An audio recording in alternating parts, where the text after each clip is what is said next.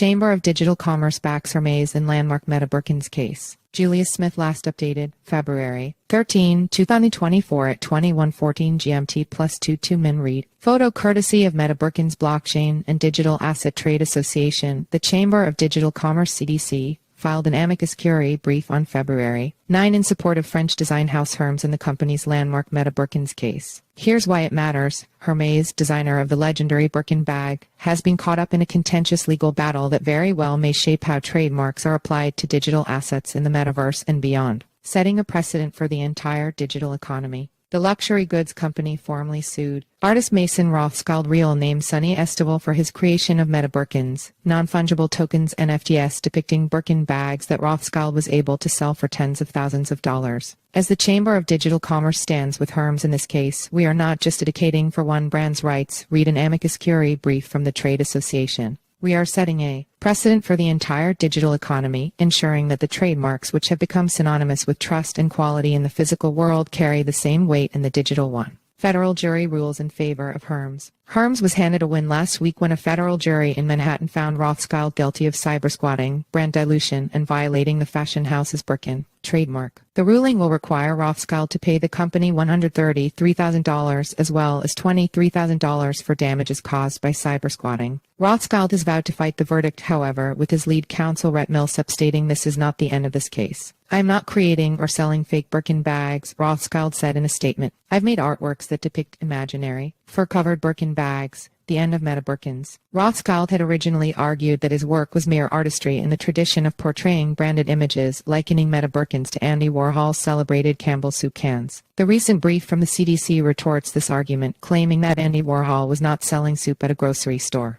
The brief goes on to compare Hermès' right to sell its own digital goods as comparable to NFTs by other brands, such as Tiffany & Company or the Chicago Bulls. Additionally, the Trade Association argued that Hermès' already established brand identity gave MetaBirkins its value. It is the identifying features attached to otherwise nameless and faceless lines of computer code which allow those digital goods to be bought and sold online in similar ways to how physical goods are bought and sold online, the brief stated. The fact that a company offers its goods in a digital space should not result in those products or that company receiving any less trademark protection than physical goods sold in the real world. As of the time of publication, it is currently unclear whether or not an appeal has been filed. Follow us on Google News.